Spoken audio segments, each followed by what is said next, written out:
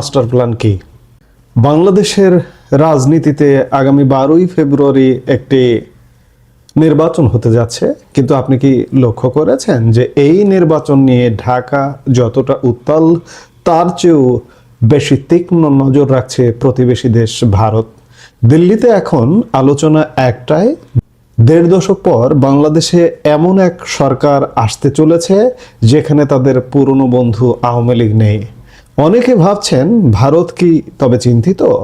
উত্তর হ্যাঁ এবং না। বিএনপির সাথে দূরত্ব কমিয়ে আনা, জামাতের সাথে গোপন বৈঠক আর উত্তর পূর্ব ভারতের নিরাপত্তা, এই ত্রিমুখী সমীকরণে ভারত আসলে কি চাইছে? বিবিসি বাংলার দিল্লি প্রতিনিধি শুভজ্যোতি ঘোষের বিশেষ বিশ্লেষণ থেকে আজ আমরা জানব দিল্লির অন্দরমহলে এই নির্বাচন নিয়ে ঠিক কি চলছে। বিগত 18 বছর ভারত বাংলাদেশে একটি পরিচিত মুখ দেখে অভ্যস্ত ছিল, আর সেটি হচ্ছে শেখ হাসিনা। কিন্তু 2024-এর অগাস্টের গণ অভ্যুত্থান সব বদলে দিয়েছে। দিল্লি এখন স্বীকার করে নিয়েছে যে আওয়ামী লীগ আপাতত ক্ষমতার দৃশ্যপটে নেই। ভারতের সাবেক হাই কমিশনার রিভা গাঙ্গুলি দাসের মতে ভারত এখন বাংলাদেশে যে কোনো মূল্যে স্থিতিশীলতা চায়। ভারতের পররাষ্ট্র নীতিতে এখন ব্যক্তি বা দল নয়, বরং রাষ্ট্রীয় স্থিতিশীলতা প্রাধান্য পাচ্ছে। ভারত এখন এই নতুন বাস্তবতার সাথে মানিয়ে নেওয়ার প্রস্তুতি নিচ্ছে। একসময় বিএনপিকে মনে করা হতো ভারত বিরোধী রাজনীতির কেন্দ্রবিন্দু, কিন্তু 2026-এর এই সময়ে দাঁড়িয়ে ভারতের থিঙ্ক ট্যাঙ্করা কি বলছেন? ওফি জিন্দাল গ্লোবাল ইউনিভার্সিটির অধ্যাপক শ্রীপর্ণা পাঠকের মতে ভারতের কাছে এখন অপশন কম, তাই তারা বিএনপির ওপর এনার্জি ইনভেস্ট করছে। মজার ব্যাপার হলো 2025-এর মাঝামাঝি থেকে বিএনপি জামাতের সাথে যে দূরত্ব বজায় রেখেছে তা দিল্লিকে আশ্বস্ত করেছে। খালেদা জিয়ার অসুস্থতা ও মৃত্যু পরবর্তী সময়ে নরেন্দ্র মোদীর শোক বার্তা ছিল একটি বড় রাজনৈতিক সংকেত। ভারত এখন বিএনপিকে একটি স্টেবল শক্তি হিসেবে দেখছে। জামাতে ইসলামের রেড লাইন কি মুছে যাচ্ছে? এই পয়েন্টটি সবচেয়ে চমকপ্রদ। যে জামাতকে ভারত সব সময় রেড লাইন বা নিষিদ্ধ অঞ্চল মনে করত, তাদের সাথেও কি এখন তলে তলে কথা হচ্ছে? আইডিএস এর সিনিয়র ফেলো শ্রুতি পট্টনায়ক জানাচ্ছেন জামাতের সঙ্গে ভারতের কর্মকর্তা পর্যায়ে যোগাযোগ স্থাপিত হয়েছে।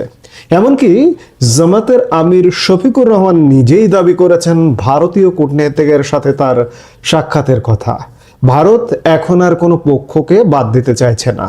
রিভা গাঙ্গুলি দাসের ভাষায় প্রতিবেশীকে তো আর পাল্টানো যাবে না, তাই বিজনেস তো করতেই হবে। পরিবর্তিত পরিস্থিতিতে ভারতের প্রধান দুশ্চিন্তা উত্তর পূর্ব ভারতের নিরাপত্তা। সবকিছুর ঊর্ধ্বে ভারতের একটি শর্ত, নিরাপত্তা। শেখ হাসিনার আমলে উত্তর পূর্ব ভারতের বিদ্রোহীরা বাংলাদেশে আশ্রয় পায়নি, উল্টো অনুপ চেটিয়া বা অরবিন্দ রাজখোয়াদের ভারতের হাতে তুলে দেওয়া হয়েছিল।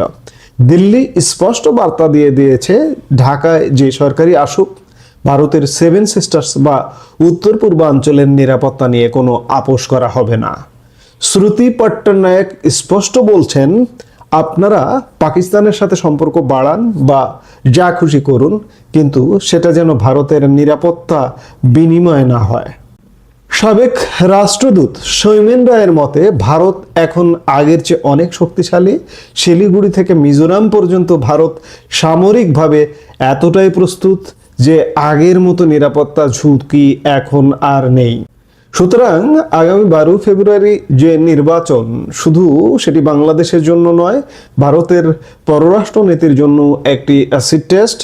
ভারত এবার নির্বাচনে নাক গলানোর অভিযোগ থেকে দূরে থাকতে চেয়েছে।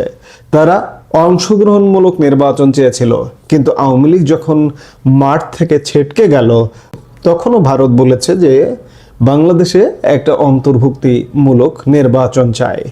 দিল্লির এখন একমাত্র চাওয়া একটি নির্বাচিত সরকার আসুক, যার জনগণের ম্যান্ডেট আছে এবং যারা এই অঞ্চলের শান্তি বজায় রাখবে। এখন দেখার বিষয় বাংলাদেশের ক্ষমতার মসনদে দুদিন পরে যে নির্বাচনটা হতে যাচ্ছে 10-11 মাঝখানে একদিন, দ্বিতীয় দিনে যে নির্বাচনটি হতে যাচ্ছে সেই নির্বাচনে কে ক্ষমতায় আসে, বিএনপি নাকি জামাত এবং নাকি যৌথ, এগুলো দেখতে হলে আমাদের নিশ্চয়ই অপেক্ষা করতে